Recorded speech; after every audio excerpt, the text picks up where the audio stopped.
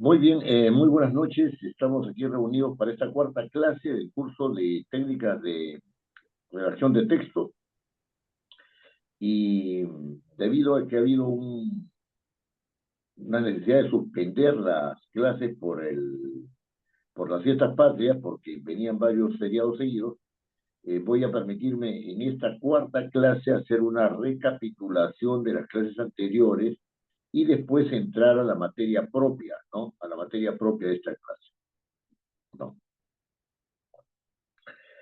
Eh, Miren, en primer lugar, una de las ideas que he manejado yo de manera consciente, ¿no? De una de las ideas fuerzas de este curso, es que la redacción es una técnica que permite expresar múltiples saberes.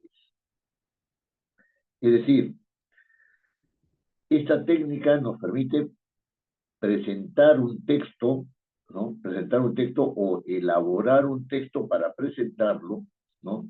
Y ese texto es la manifestación de los múltiples saberes de quien lo ha elaborado.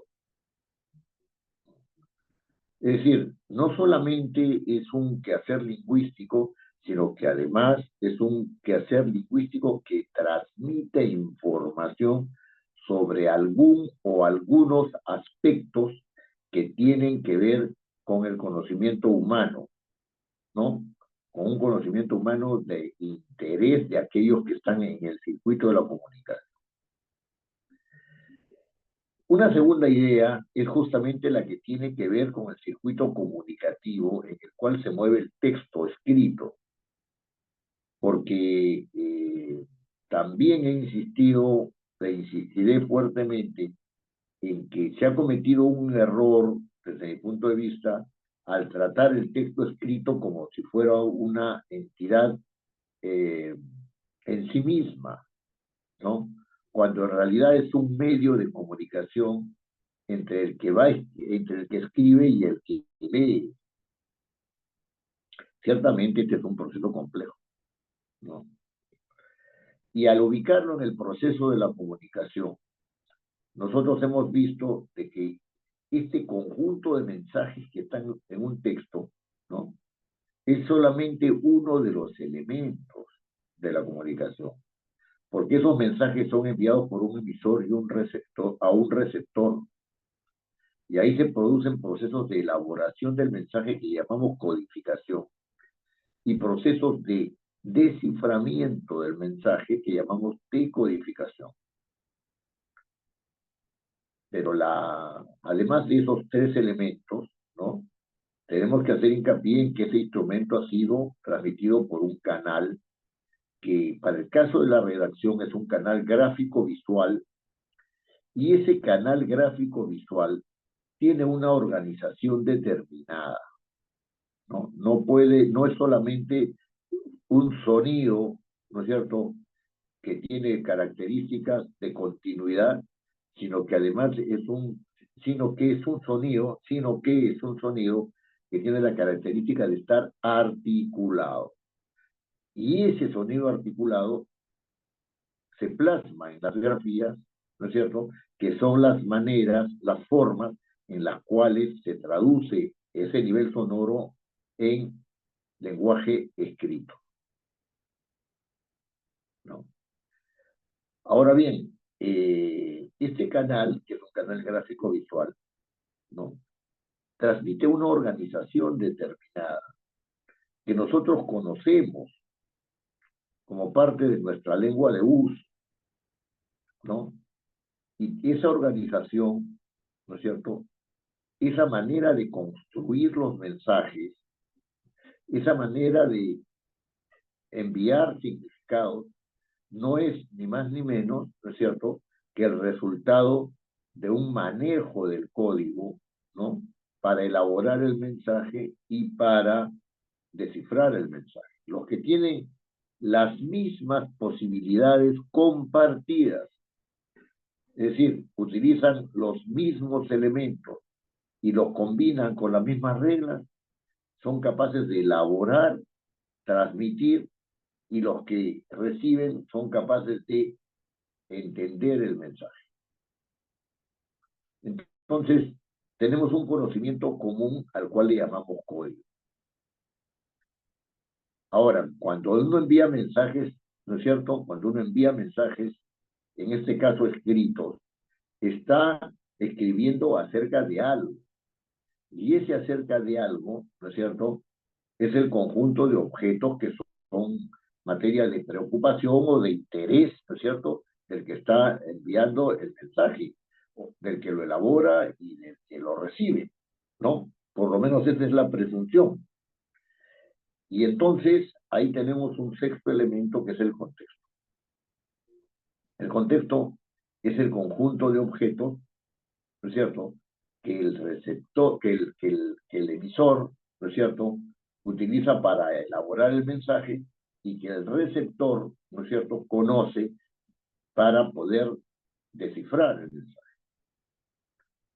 Estos 6 elementos, el emisor, mensaje, receptor, el canal, el código y el contexto, ¿no?, adquieren peculiaridades en el proceso de interacción de mensajes, en el proceso comunicativo, ¿no?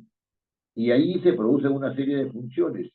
Si, si el mensaje está centrado en el emisor, se produce la función expresiva. Si el mensaje está centrado en el receptor, se produce la función apelativa, es decir, de requerimiento del receptor. ¿No es cierto? Si está centrado en el canal, se produce la función de contacto, porque el canal puede ser interrumpido, puede ser prolongado, ¿no es cierto? ¿No? Puede ser suspendido, etc. O si uno está hablando acerca del lenguaje mismo que está utilizando, entonces estamos haciendo una función metalingüística, y si hablamos acerca de los objetos, estamos haciendo una función referencial, ¿no? Claro, esas 6 funciones se pueden dar conjuntamente, ¿no? Algunas veces se pueden dar todas, otras se pueden dar, este, digamos, algunas de ellas, no todas, pero en un mensaje estas funciones se organizan de manera jerárquica, es decir, hay una función que es predominante a las demás, ¿no es cierto? A las demás, ¿no? Una función que es predominante a las demás. Es en este circuito de la comunicación que se desenvuelve, ¿no es cierto?, la elaboración, la producción, el envío, la recepción y la decodificación o entendimiento de los mensajes escritos, es decir, de los textos. Muy bien. Este proceso comunicativo se va a ver reflejado en el lenguaje escrito, sí, se va a ver. ¿Hay formas escritas para manifestar la función expresiva? Sí las hay. ¿Hay formas escritas para manifestar la función apelativa? Sí las hay. Hay formas para realizar la función referencial, la función de contacto, para manifestarlas, ¿no? Para expresarlas gráficamente, la función de contacto, sí, sí las hay. Sí las hay. Entonces, es importante tener en cuenta esto, porque uno va a utilizar los elementos o los instrumentos de la escritura, ¿no es cierto?, en razón de una función determinada.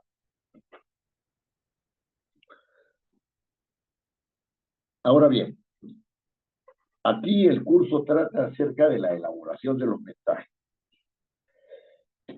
Disculpen.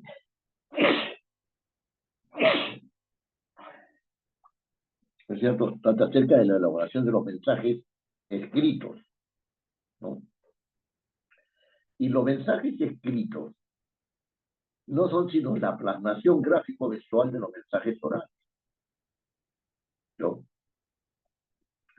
Entonces, yo tengo, para producir el mensaje oral, tengo 3 niveles. Uno que es el sonoro, otro que es el morfológico, que se refiere a la construcción de las palabras, otro es el sintáctico, que se refiere a la combinación de las palabras, y otro es el semántico, que se refiere a los significados de las palabras, ¿no? Esos 4 niveles son niveles, por supuesto, que se expresan así por un asunto pedagógico, ¿no? Por una necesidad de transmitir el conocimiento, pero nosotros estamos pensando que esto es sonoro, ¿no? Que somos sordidos en el momento que hablamos, ¿no? Sin embargo, no, sin embargo de ello, el conocimiento de cada uno de estos niveles, el conocimiento de cada uno de estos niveles, el mayor o menor conocimiento de cada uno de estos niveles, hablará de la competencia lingüística, pero no solamente de la competencia lingüística, sino del nivel de competencia lingüística. ¿No es cierto? Cuando nosotros decimos que una persona no sabe hablar, no concatena bien sus ideas, ¿no? Cuando decimos nosotros que una persona no sabe escribir, es decir, que no utiliza bien los puntos, las comas, etcétera, y tiene una ortografía pésima, etcétera, ¿no? No organiza sus ideas, ¿no? Estamos hablando de niveles de competencia lingüística bajos, cuando decimos que bien habla, cuando decimos que bien articula, cuando decimos que bien escribe, estamos hablando de niveles de competencia altos, ¿no? Y entonces el código es conocido, ¿no es cierto? Según el nivel de competencia, es conocido y utilizado, perdón, el código es utilizado según el nivel de competencia lingüística.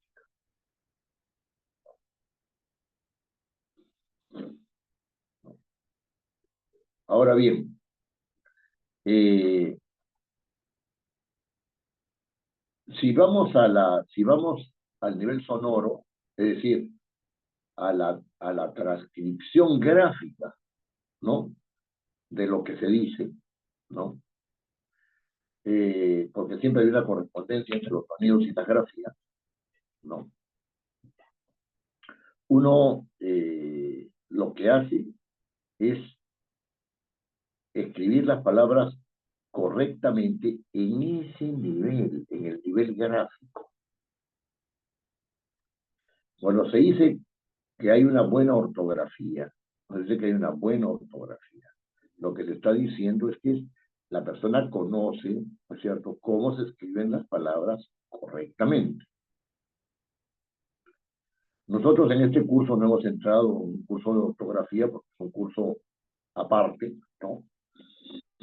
Sino que estamos en un curso, sino entramos más bien al aspecto de la tildación, que algunos lo conciben como parte de la ortografía y otros lo conciben como parte, como una técnica aparte de la ortografía. Pero bueno, ese tema no está en discusión ahora. El punto es el siguiente, ¿no? El punto es el siguiente. Eh, Nosotros hemos, en este curso, ¿no?, indicado cuáles son las reglas de tildación y hemos diferenciado la tildación de la acentuación. Todas las palabras tienen una acentuación. Cuando uno las pronuncian cada palabra con determinadas sílabas que tienen una mayor fuerza. Eso es acentuación. Cuando hablamos de tildación, hablamos de cuándo se le coloca la tilde a las palabras escritas, a las palabras escritas. Ahora bien, hemos dado las reglas, ¿no es cierto? Cuando las palabras son simples, agudas, graves o de flujo. Cuando las palabras son compuestas, cuando terminan en mente, por ejemplo, o cuando unen dos palabras, cuando dos palabras van sucesivas, pero sabemos que constituyen una unidad, o cuando dos palabras esas mismas, que pueden ser esas mismas palabras, van unidas por un guión. Todo eso ya lo hemos señalado. Y también hemos hablado acerca de las reglas de acentuación diacrítica, ¿no es cierto? Las reglas de acentuación diacrítica, es decir, de aquellos monosílabos que tienen una tildación, según determinadas reglas que están expresadas también, ¿no es cierto?, como parte de la tildación de las palabras en castellano. Eh, Ustedes pueden revisar, ¿no es cierto?, los videos del curso y ahí encontrarán, ¿cierto?, con cierta suficiencia, ¿no?, cómo está tratado este nivel sonoro el nivel gráfico, en el nivel gráfico del lenguaje castellano. Cuando pasamos al nivel de las palabras, ¿no? Una de las cosas fundamentales en las cuales yo he hecho hincapié es que hay palabras que son variables y hay palabras que son invariables. Las palabras que son variables, ¿no es cierto?, tienen una raíz y una desinencia. ¿Y por qué es importante esta variación? Porque esta variación de las palabras va a dar lugar a dos tipos de concordancia, a dos reglas de concordancia. La primera regla de concordancia es la concordancia nominal. Esto quiere decir que en la variación de una palabra, hay una información que hay que tener en cuenta para establecer la relación con otra palabra.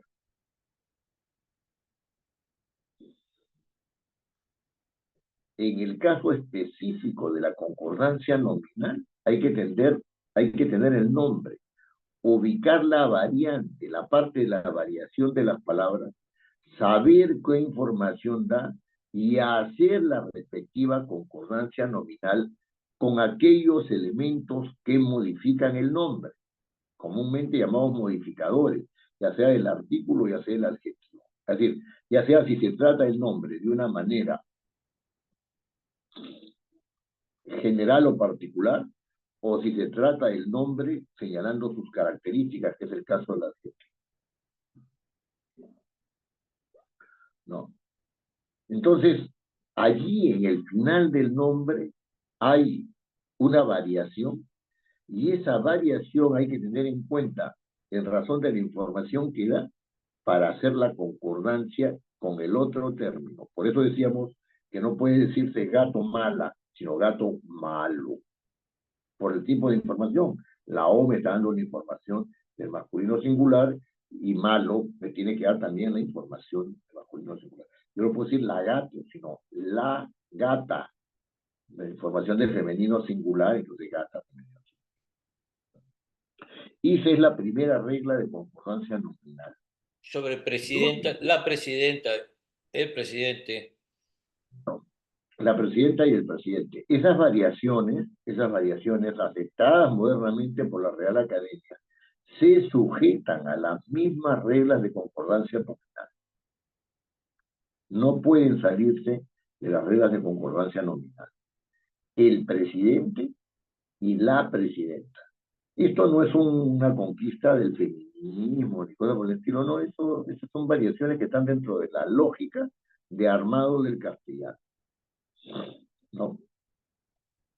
El juez y la jueza, ¿no?, están dentro de la lógica del armado del castellano.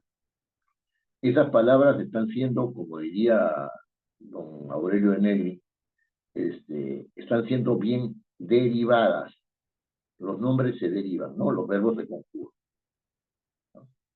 Entonces, esa es una regla que no puede ser violada. La otra regla que no puede ser violada, ¿no?, que no puede ser violada, es la regla de concordancia oracional, ¿no? Es la regla de concordancia oracional. Esta regla de concordancia oracional, ¿no?, supone de que yo tengo una oración, que en esa oración hay una referencia y que a esa referencia se le hace un comentario. Eso es lo que se decía antes que era el sujeto y el predicado, ¿no es cierto? ¿No? Ahora se llama referencia y comentarios en la teoría de la comunicación, ¿no? Se llama referencia y comentario, ¿no?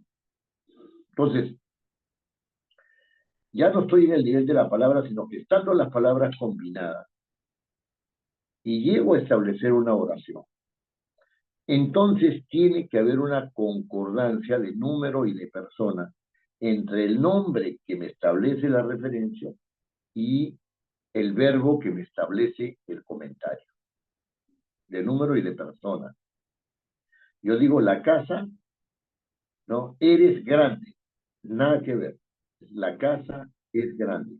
La casa son grandes. Nada que ver. Nada que ver.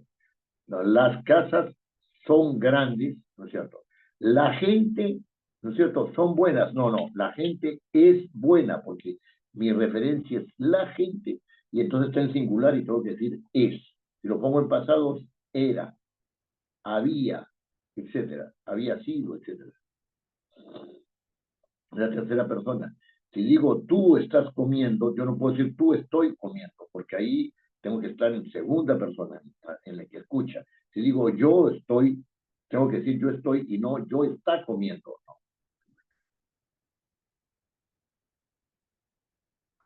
Esa concordancia entre el núcleo de la referencia y el núcleo del comentario, es decir, entre el nombre que me dice de qué estoy hablando, ¿no? Y el verbo que me dice qué comentario estoy realizando, tiene que tener la concordancia de número y de persona. Es una, esas son dos reglas de concordancia que se mueven en el nivel sintáctico, ¿no es cierto? Ya en el nivel de las combinaciones de las palabras. Una da como resultado un nombre modificado, eso se llama frase nominal técnicamente, ¿no? Me da una frase nominal, y la otra me da una oración. Si se violan estas reglas de concordancia, hay error. Hay error. No es que, no es que hay una cosa tolerable, no, no, no. Hay un error. Un bajo nivel de competencia lingüística. Pero hay una concordancia, ¿no es cierto?, que es una concordancia de carácter semántico, el significado, porque teníamos esos niveles, ¿no? El sonoro, el de la palabra, el de las combinaciones de las palabras que se de oración, y ahora vamos al significado, ¿no? Una palabra puede estar, una oración puede estar muy bien construida y tener y mostrar una incompatibilidad semántica, o sea, una incompatibilidad entre los significados. Los puentes se fueron volando.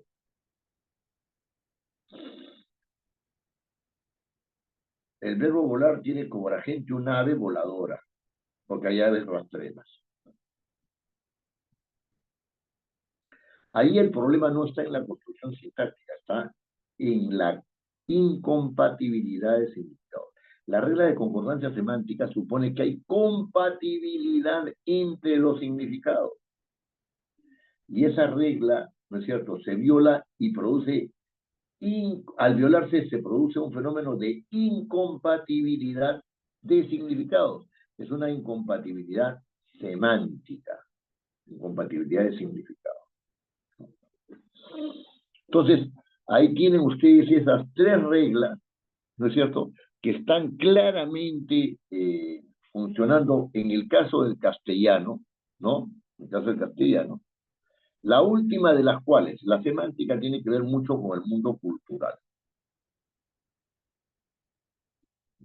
¿no? Les daba el ejemplo de que cuando una persona insulta a otra, aquí en el Perú, por ejemplo, eres un burro, es un insulto.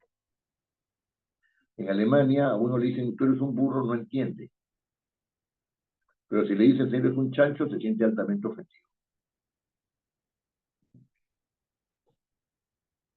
Altamente ofendido.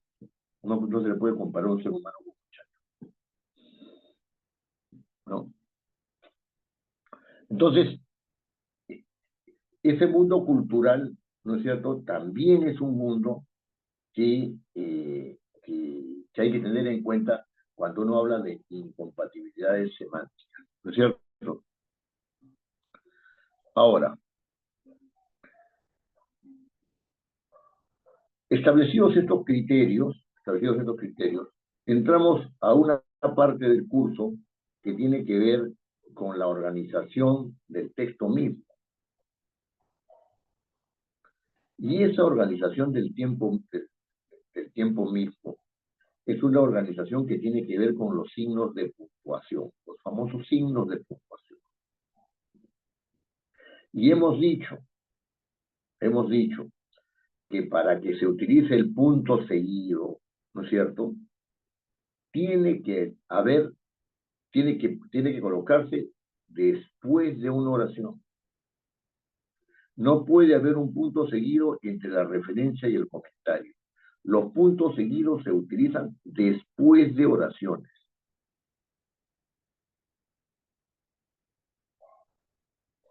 Al interior de las oraciones se utilizan las comas, que pueden ser comas por secuencialidad, ¿no es cierto? O sea, se enumeran, se ponen en secuencia varios elementos, ¿no? Varias palabras, ¿cierto? Por ejemplo, varios adjetivos de un nombre, varios nombres, etcétera, varias frases, ¿no es cierto? Y entonces se utilizan las comas. Hay una coma incidental en el sentido que hay una información que está entre dos comas, pero que si la saco no me desestructura la oración de base. Entonces es una coma incidental, ¿no? Hay comas que son enfáticas en el sentido de que dan énfasis a una parte. Sí, eso depende del criterio de la persona, ¿no es cierto? Colocar la coma respecto de aquella parte de la oración que quiere dar énfasis. Eso no permite poner la coma entre el sujeto y el predicado, es decir, entre la referencia y el comentario. Eso es la violación de una regla. Eso está, digamos, no está permitido en la redacción. Entre la referencia y el comentario no puede haber una coma, ¿no? Salvo que sea una coma incidental, y estamos hablando de dos comas, ¿no? Y el punto y coma, ¿no es cierto?, se puede utilizar en vez del punto seguido, sí, cuando hay varias oraciones sucesivas, ¿no es cierto?, que están siendo presentadas, valga la redundancia, sucesivamente, ¿no es cierto?, y van a dar lugar o a una conclusión o a una idea final, ¿no es cierto?, sin necesidad de que sea conclusiva, sí se puede. Cuando al interior de la oración se puede utilizar, sí se puede utilizar también al interior de las oraciones, cuando hay una enunciación, ¿no es cierto?, secuencial de muchas palabras, y entonces es necesario para la claridad darle, ¿cierto?, agrupar y lo que iría entre comas, ¿no es cierto?, y colocarle un punto y coma para seguir, ¿no es cierto?, con la sucesión de palabras. Sí se puede, ¿no? Y también hablamos acerca de las comillas y dijimos que las comillas tenían que ver con citas textuales, que las citas textuales podían ser, según las reglas APA, de 3 líneas y entonces en consecuencia se daban las comillas ahí, apenas empieza y terminan esas 3 líneas, que si al interior de esa cita hay comillas internas, esas comillas internas tienen que ser tratadas como comillas simples, ¿no es cierto? Se cambian a comillas simples, ya no a comillas dobles, ¿no? Ya no comillas dobles, ¿no? Y si pasan de las 3 líneas, entonces hay una separación del texto, según la regla Zappa, tiene que ir centrado, se quitan las comillas inicial y final, y se conservan las comillas dobles que tuvieran en el texto, ¿no? Ahora, los guiones importantes, los guiones de uso importante suelen reemplazar, ¿no es cierto?, a las comas incidentales cuando la información que está entre comas es muy larga, ¿no? Que está entre comas es muy larga, entonces es mejor colocar los guiones largos, ¿no? Yo les explicaba a unos alumnos que tienen que ver con asuntos judiciales, les explicaba que los diálogos, cuando son transcritos, tienen que ser transcritos como diálogos. O sea, estos enfrentamientos que hay, careos, por ejemplo, ¿no?, que hay entre las personas, tienen que ser expresados como tales, como diálogos, ¿no? Y que por lo tanto tienen que utilizar un guión largo para cada intervención. Para cada intervención. ¿No? Porque si no, la persona empieza a narrar y la transcripción en algún momento se van a perder muchos detalles de lo dicho, ¿no? Por un lado, y por otro lado la persona puede, ¿no es cierto?, confundir el dicho de uno con el dicho del otro. Y la mejor forma de garantizar eso es colocar guiones a cada intervención, ¿no? Entonces, esos son los guiones largos. Los guiones cortos son para unir palabras. Hay guiones medianos también, pero no son de mayor uso. Así que no hay que complicarse la existencia por eso, ¿no? Ahora, estos signos, todos estos, digamos, instrumentos, colocar la redacción del texto dentro de un proceso comunicativo, tiene una serie de ventajas porque ayuda a explicar muchas cosas que no se explican por la gramática tradicional, ¿no? Entender claramente las reglas de concordancia, ¿no es cierto? Y saber utilizar los signos de puntuación, ¿no? Eh, en el curso están pensados para obtener un texto claro, un texto claro. Si yo sé a quién estoy dirigiendo mi escrito, ¿no? Mi texto, ¿no? Emplearé una estrategia comunicativa, ¿no es cierto? Una manera de manejar el lenguaje, ¿no es cierto? Para determinados fines respecto a esa persona,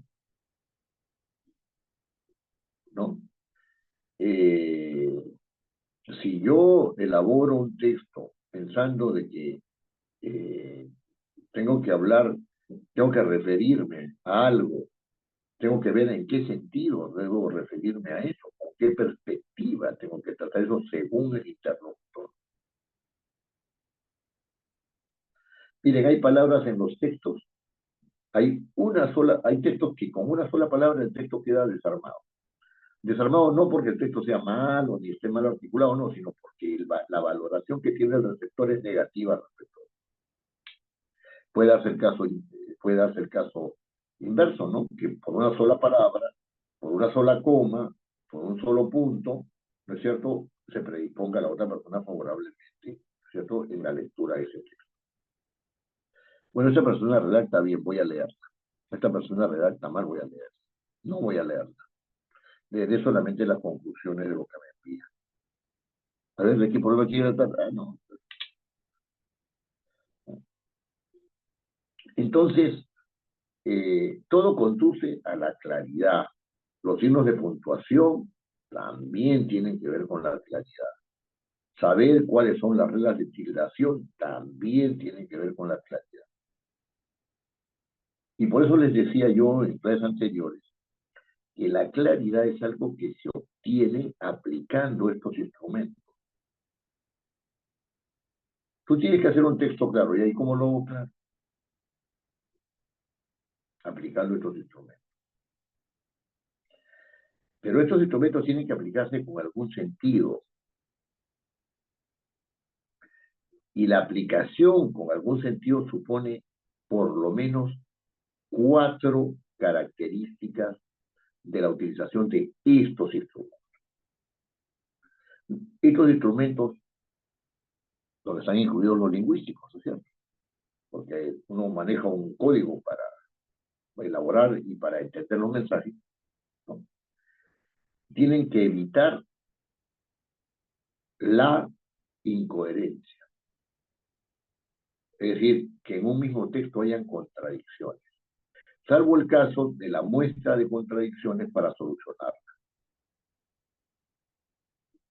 o la muestra de contradicciones o el planteamiento de contradicciones para hacer evidente que hay ahí una contradicción y sacar consecuencias de esa contradicción sin solucionarla. No pueden haber contradicciones. Tiene que haber precisión sobre aquello que se quiere tratar, sí tiene que haber precisión. Pero la precisión la pone el que escribe, porque el que escribe dice, voy a hablar acerca de esto, y en este sentido. La precisión no la da el objeto, sino la visión del objeto. Cuanto más adecuada sea la visión del objeto, mayor precisión habrá. Y dentro del límite de esa precisión del objeto, ¿no es cierto?, uno desarrolla todo su tema. Entonces la claridad depende mucho del conocimiento, no solamente de la materia, sino del conocimiento lingüístico. ¿Cómo armo yo? ¿Cómo determino cuál es mi tema? ¿No?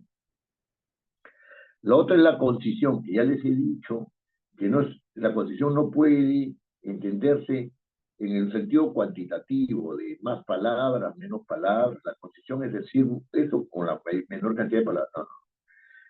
No, no. Se utiliza la menor cantidad de palabras necesarias y suficientes para narrar una serie de hechos que tienen que ver con la solución de un problema familiar. Uno tiene que tratar, ¿no es cierto?, de escribir lo que le está contando a su mamá, lo que le está contando a su hermana, lo que está tan lejos, no le escribe en el correo, le escribe una carta, como se acostumbre, ¿no? Tiene que utilizar las palabras necesarias y suficientes, ni más ni menos.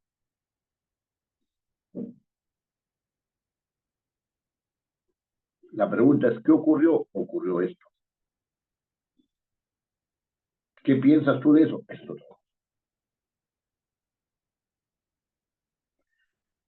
Las palabras necesarias y suficientes es, ¿qué ocurrió? Ocurrió esto. Y papá estaba bajando la escalera, se cayó, ¿no es cierto? Se desmayó y lo llevó al hospital. Eso es lo que ocurrió.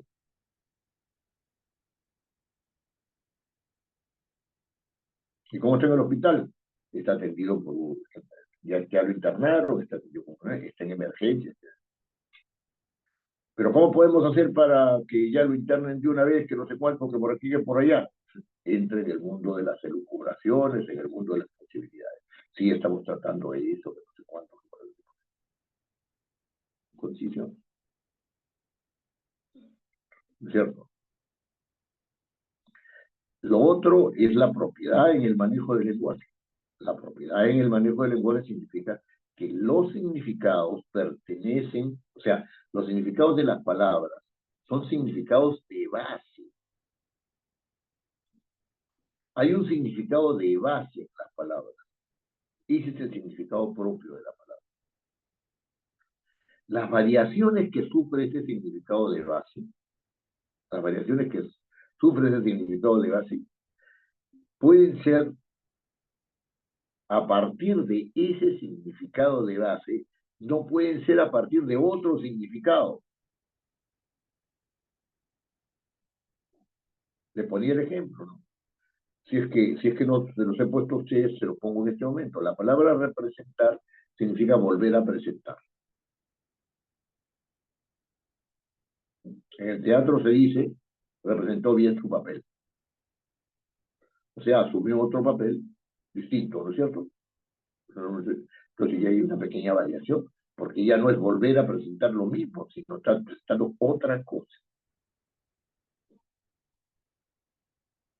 En el derecho, representar significa, ¿no es cierto?, volver a presentar algo, ¿no? Conserva ese significado de base, pero resulta que ahora la representación, ¿no es cierto?, la ejerce una persona, ¿no es cierto?, a la cual se le han dado poderes. Si no, no puede representar. La condición es si se le han dado poderes. En los otros casos que hemos visto, no tiene nada que ver. Uno no puede representar a otra persona si es que no se le ha dado poder. En la vía electoral, el pueblo le da poder a los congresistas, al presidente de la República, ¿no es cierto?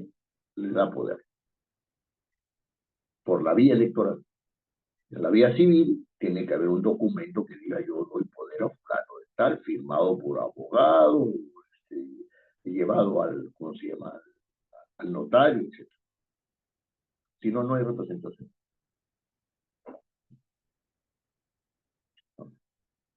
Entonces, tiene que haber propiedad en el uso del lenguaje. Hay una propiedad que es una propiedad de base, sí, hay una propiedad de base. Hay una propiedad que es especializada, hay una propiedad que es especializada. Por eso es muy importante la utilización del diccionario. Ahora, bueno, lo tienen ahí en la computadora, cada vez que están escribiendo, ábranlo para ver si no están escribiendo cosas impropias, ¿no? Uno de los ejemplos que siempre doy es, tiene que ser un ejecutivo agresivo. Ese término agresivo es impropio, porque ningún ejecutivo, para cumplir con sus funciones, tiene que agredir a nadie. Y por último está este rasgo que a mí me parece sumamente importante, ¿no es cierto?, para obtener la claridad, que es el de la culturalidad, es decir, no es tanto el conocimiento acumulado,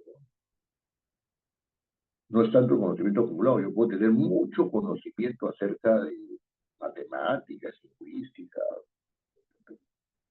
no, no, es la visión que me permite entender un determinado aspecto de la realidad, es la visión cultural.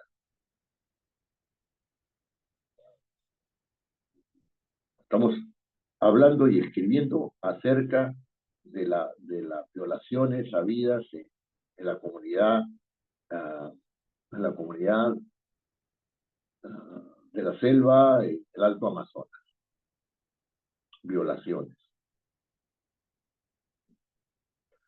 Los que viven ahí, los nativos, dicen que ellos no violan a nadie. Las chicas tienen que ser iniciadas sexualmente y que es parte de su tradición. Dos visiones culturales distintas. Dos visiones culturales distintas. Sobre eso se ha armado la polémica tanto con el ministro de Educación como con la ministra de Cultura. Claro, hay que ver, ¿no es cierto?, que esa diferencia cultural sea real, ¿no? O sea, tampoco se trata de justificar con la culturalidad violaciones realmente realizadas. Pero la diferencia cultural es importante, ¿no? Las visiones de la realidad. Muy bien. Si hay cultura, si hay propiedad en el manejo del lenguaje, si hay concisión, si hay precisión y no hay coherencia, entonces se conseguirá la claridad. Todos los instrumentos uno los puede conocer. Si no apunta a la claridad, vamos mal. Vamos mal. La claridad de un texto tiene que ser nuestro honor. Y como el texto es una síntesis de múltiples saberes, ¿no es cierto?, la claridad no solamente es lingüística, sino la claridad es también temática, respecto del tema que se quiere tratar. Y es por eso que en la última clase, ¿no es cierto?, y con esta parte termino la recapitulación que había anunciado, ¿no?, hablamos en la parte final de la clase anterior acerca del plan de redacción. ¿Hay un plan para redactar? Sí, hay un plan para redactar. La pregunta es, ¿de qué vamos a hablar? Función referencial. ¿De qué vamos a hablar?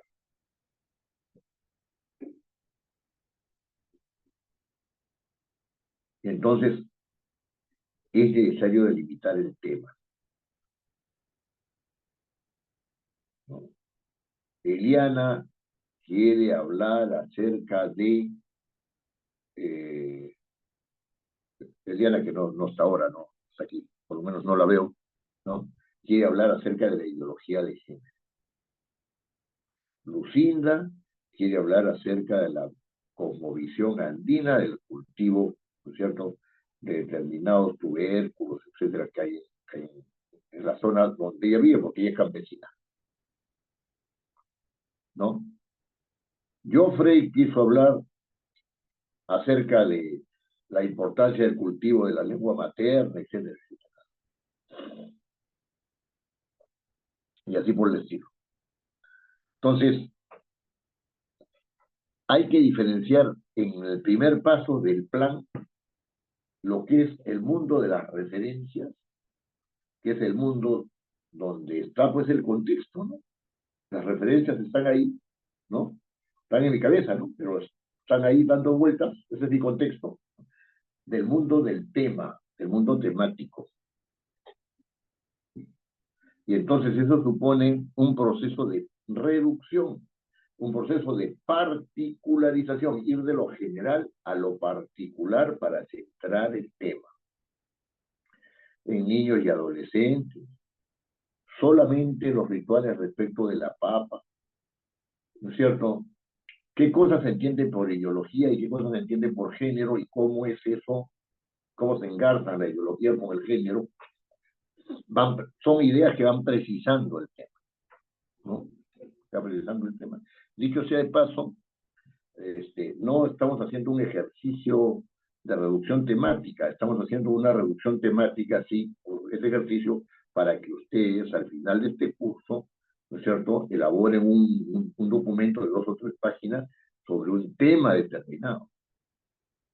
Y ahí vamos a ver si es que hay coherencia, si hay precisión, si es que hay propiedad en el manejo del lenguaje, ¿no es cierto? Si es que se ha tildado bien, si es que no se ha tildado bien, si es que tienen claro el proceso de comunicación, o sea, a quién están refiriendo ese escrito, etcétera, cuál función predomina, ¿no es cierto? Ahí nos vamos a ver, digamos, confrontados, ¿no? Con el uso de estos instrumentos.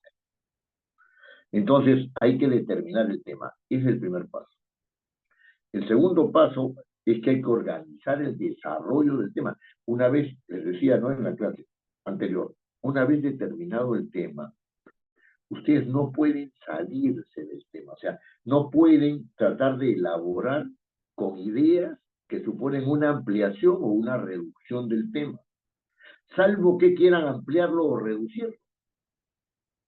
Y entonces van a tener que entender el tema de otra manera, o más amplia o más reducida, y entonces ahí entran las ideas. Pero de principio, si es que el tema está bien hecho, o sea, está bien delimitado, ¿no? Entonces, evidentemente, las ideas tendrán que moverse al interior de ese tema, no afuera, al interior de ese tema. Voy a hablar acerca de los rituales andinos en el cultivo de papa, o también van a haber otros tubérculos. ¿Suponen unos rituales distintos? Entonces voy a hablar de los dos, o voy a hablar de una sola. Voy a hablar de la importancia del idioma en adolescentes y en niños, o solamente en niños, solamente en adolescentes, etcétera. ¿Qué entiendo yo por este asunto de la importancia del idioma en ese lugar, en ese momento? Mis ideas tienen que estar en razón de eso. Voy a hablar de la ideología de género, ¿no es cierto? Tratando de ver si realmente es una ideología, porque tengo que tener claro qué cosas se entiende por ideología. Por ejemplo, en la ideología no funciona el principio de no contradicción. Por eso funciona el principio de no contradicción. No puede haber ningún elemento ideológico que sea contradictorio con el otro.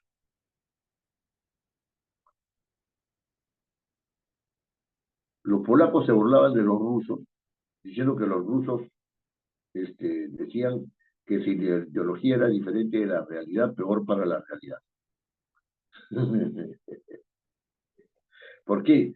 Porque no admitían el principio de contradicción al interior del pensamiento ideológico o ideologizado. Es por eso que se produce la polaridad. ¿Se dan cuenta? Entonces, eso es algo que hay que ver cómo se desarrolla, con qué ideas se desarrollan, en qué orden van a ser desarrolladas esas ideas, qué fuentes tengo yo para desarrollar esas ideas, cuáles son mis fuentes. Tengo alguna referencia de alguien que ha pensado el tema, etc. ¿No? La otra es la textualización de eso. Es decir, empieza el desarrollo textual. Una idea detrás de la otra, detrás de la otra, detrás de la otra, detrás de la otra, detrás de la otra. Una vez que han elaborado ese texto, lo lee y después pasa a la etapa de revisión. Entre la etapa de textualización y la etapa de revisión tiene que haber un lapso temporal donde se deja reposar el texto, que es la etapa del reposo. Ahora yo estoy revisando un texto sobre participación ciudadana, ¿no? Un texto escrito por una persona que me ha encargado revisar su texto. Es un tema sobre el cual yo he pensado, he reflexionado en algún momento, pero no ha sido el centro de mi atención, como es de manejo de lenguaje para escribir, ¿no? Entonces, yo lo que hago es leer un poco sobre el tema, ¿no? Después de leer un poco sobre el tema, tengo algunas ideas acerca de lo que este señor quiere decir, ¿no es cierto? Y voy afinando, digamos, su lógica, porque encuentro dificultades en su razonamiento, ¿no? Voy afinando su lógica, ¿no? Pero ahí lo dejo y después regreso, después de un día, 2 días, regreso y vuelvo a leer y estoy más lúcido, ¿no es cierto? Para en menos tiempo entender, ¿no es cierto?, de plantear algo, ¿no? Eso me pasa, pero porque entro en la etapa de revisión. La etapa de revisión es la que te tiene que llevar al texto final, al texto final. Muy bien. Esto, digamos, es una manera de manejar de manera sintética, por ejemplo, por supuesto, porque hemos tratado esto con mayor detalle, ¿no es cierto?, en las clases. No pueden ver ustedes los videos. He tenido dificultades para conseguir el tercero, pero ya pronto lo consigo y se los envío. ¿Ya? La persona que los tiene está fuera de Lima, entonces es un tema que no puede entrar a su computadora para pasarlo, ¿no? Pero ya en unos días lo consigo. Entonces, eso es lo que se ha hecho hasta el día de hoy. El día de hoy vamos a hacer una serie de ejercicios, ¿no es cierto?, referidos a todos estos aspectos que hemos ido tomando, pero enfocados en el tema de la elaboración de los textos, ¿no es cierto? Referidos a la elaboración de los textos. Don Arturo, ¿tendría usted la gentileza de proyectar el... Sí, cómo no. Muchas gracias, don Arturo. ¿No?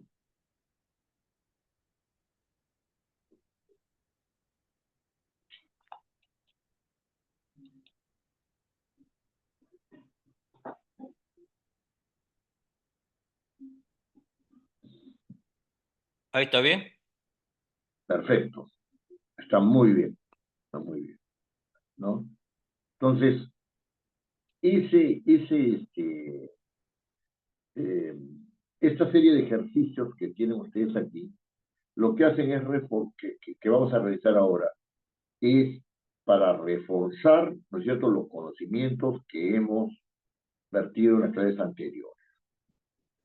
Vamos a hacer, digamos, vamos a aplicar algunas reglas de tildación. Por supuesto que las posibilidades de tildación que están en este cuadro del 1 al 24, ¿no es cierto? Hay 24 posibilidades de tildación, en algunos casos se aplica y en otros casos no se aplica. Pero lo importante para mí no es que digan, sí, lleva tilde en tal sitio, sino que me digan por qué lleva tilde. Eso es lo importante. Porque si uno tiene la regla, no va a errar, ¿no es cierto? No va a errar cuando tenga que aplicarla, ¿no? Y empecemos. A ver, Geoffrey, La palabra oblicuo, ¿lleva tilde o no lleva tilde? Lleva tilde en la I, ¿Y por qué porque razón? es brújula. Y el cuo, en realidad, son 2 sílabas. ¿Está seguro? No es O, sino QO. A ver, a ver, a ver. Si no me equivoco. A ver, exactamente. La idea es esa. ¿Cuántas sílabas hay? ¿Cuántas sílabas hay? ¿No es Hay cierto? 4 sílabas. Oblicuo. Ah, entonces tú al pronunciar dices oblicuo. Oblicuo. Ah, entonces hay tres. Ah, en ese caso sería llana. No llevaría tilde. No llevaría tilde. Porque la fuerza de voz está en bli. ¿Te das cuenta? Ajá. Además de Joffrey, ¿hay alguna otra persona en la sala o no? Creo que se han fugado. Suerte para ti y para mí también. Ahora, la palabra Solamente mérito. la señora Luciana, Lucinda, perdón. Lucinda. Ah, ya, perfecto, perfecto. A ver, Lucinda. ¿Me está escuchando, Lucinda? No me escucha, Lucinda. Continuemos con Maestro, Joffrey. Ah, Lucinda, buenas noches. ¿Qué tal? Lucinda, ¿la palabra mérito lleva tilde o no lleva tilde? ¿qué palabra me Perdón. decía? No le escucho bien, maestro. La palabra mérito, que usted la puede ver Mérito, me decía, sí, la palabra mérito, ¿lleva tilde o no lleva tilde?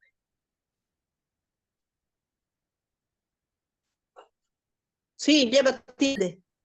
¿Dónde Mérito. lleva tilde? ¿Dónde lleva tilde, Lucinda?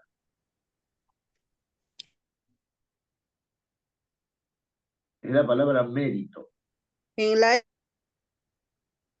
¿Perdón?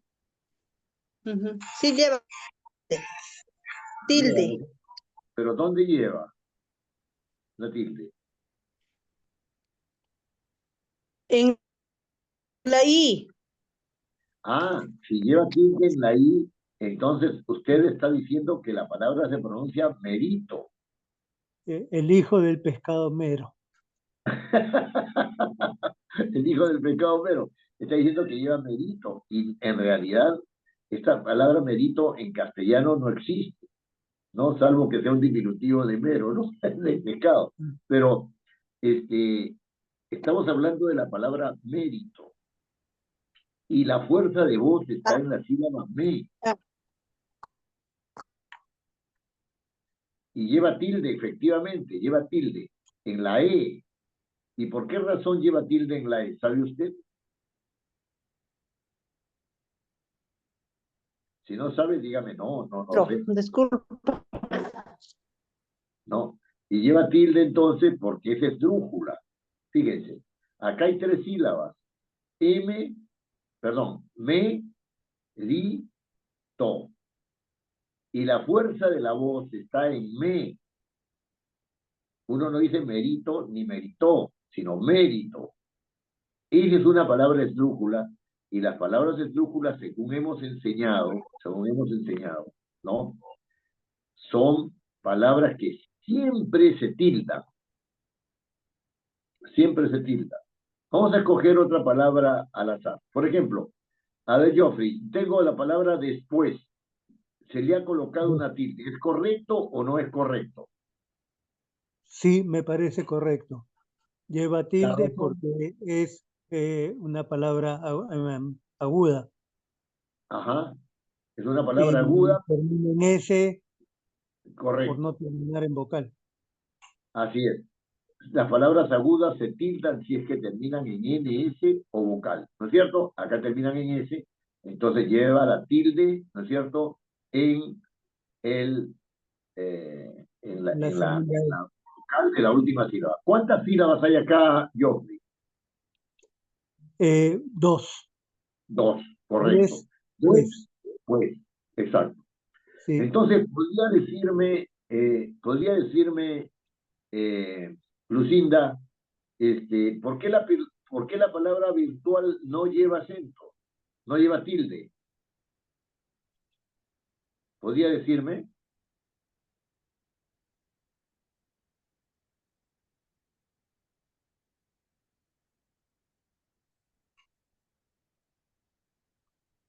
¿O no podría decirme, Lucinda? No lleva Perdón, no le escucho bien. tilde La palabra sucesivamente. virtual, la palabra virtual, Tilde.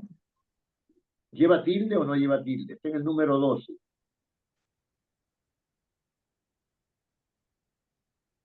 Una ayudita para Lucinda. La mayor fuerza de voz está en la A, pero Claro, no en la última termina sílaba, ¿no es en cierto? NS. Ya. Si está en la última sílaba, que es tual, ¿no es cierto? Virtual, si está en la última sílaba, ¿cuándo se hace? ¿Qué tipo de palabra es? Aguda. Es correcto. ¿Cuándo se tildan las agudas? Cuando terminan en NS o vocal. ¿Termina en NS o vocal? No. Por lo tanto, no debe llevar la tilde. No debe llevar la tilde. Tomemos otra al azar. Yo tengo la palabra públicamente. Públicamente. ¿Debe llevar tilde o no debe llevar tilde? Sí, Sí debe llevar tilde. ¿Dónde debe llevar esa tilde? porque termina en mente, pero normalmente sería pública una palabra esdrújula con tilde en la U. Claro, la Conserva su regla es de que acentuación. todas las palabras que terminan en mente, ¿no es cierto?, que se unen a esa terminación mente, conservan la tilde si es que deben llevarla. Y si no tienen tilde, no, no tiene por qué ponerse.